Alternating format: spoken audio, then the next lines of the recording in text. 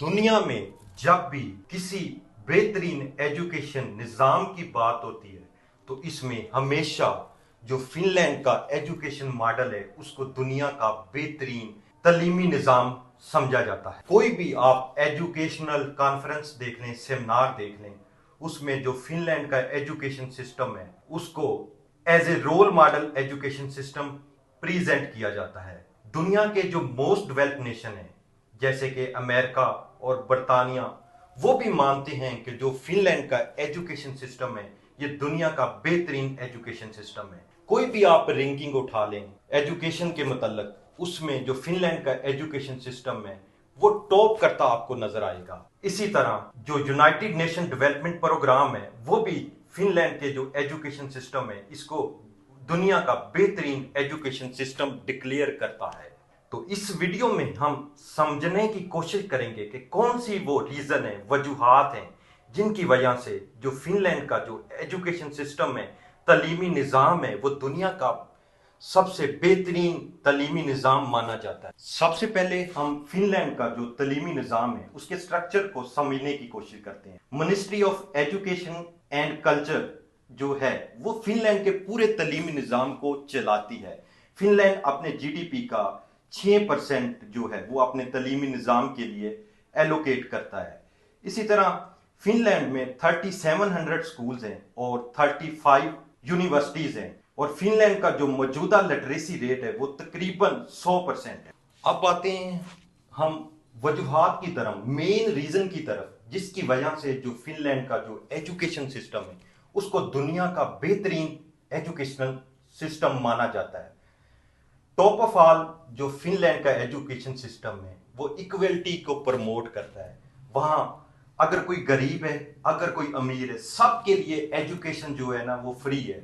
उसका जैसा भी फाइनेंशियल स्टेटस है, चाहे वो अफोर्ड कर सकता है या नहीं कर सकता, उसके लिए टोटल एजुकेशन फ्री है। इसी तरह फिनलैंड का जो पूरा एजुकेशन सिस्टम है वो गवर्नमेंट रन करती है, वहां कोई प्राइवेट एजुकेशन सिस्टम एग्जिस्ट नहीं करता।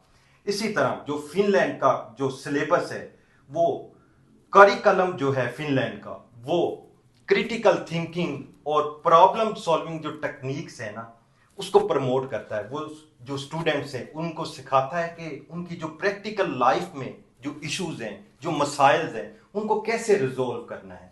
इसी तरह जो फिनलैंड का जो कल्चर है वो एजुकेशन को हाईली प्रमोट करता है। फिनलैंड का जो कल्चर है वो प्रो एजुकेशन है। सबसे जो आम बात है, फिनलैंड का जो एजुकेशन सिस्टम है वो हाईली जो क्वालिफाइड लोग हैं उनको एज ए टीचर हायर करता है। अगर आपने फिनलैंड में टीचर बनना है तो आपके पास कम से कम मास्टर डिग्री होना मस्ट है।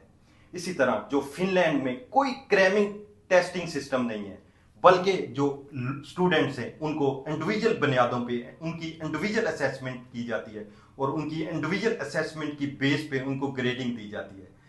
इसी तरह फिनलैंड का जो एजुकेशन सिस्टम है वो कोऑपरेशन प्रमोट करता है। वो अपने तुलबा, अपने स्टूडेंट को सिखाता है कि उन्होंने अपनी प्रैक्टिकल लाइफ में कैसे कोऑपरेशन को प्रमोट करना है, कैसे अपने फेलोज और अपने लोगों के साथ कोऑपरेशन के साथ रहना है। इस तरह जो फिनलैंड का जो एजुकेशन सिस्टम है वो अपने स्टूडेंट के लिए एक्स्ट्रा ऑर्डिनरी रिलैक्सेशन जो है वो उसको इंश्योर करता है।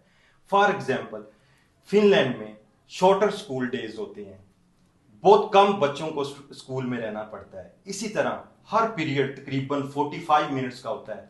हर पीरियड के बाद कम से कम 15 से 20 मिनट्स की जो है वो ब्रेक आती है। इस तरह स्टूडेंट को बहुत कम होमवर्क दिया जाता है, बल्कि दिया ही नहीं जाता। इसी तरह स्टूडेंट्स के लिए कोई यूनिफॉर्म की कंपल्शन नहीं है। स्टूडेंट अपने जो प्राइवेट ड्रेसेस हैं उसी में भी आके अपने स्कूल को अटेंड कर सकते हैं। Last but not least, Finland का जो एजुकेशन सिस्टम है वो अपने स्टूडेंट को स्कूल में फ्री खाना देता है, इसी तरह फ्री ट्रांसपोर्ट देता है, इसी तरह free health care facilities provide करता है।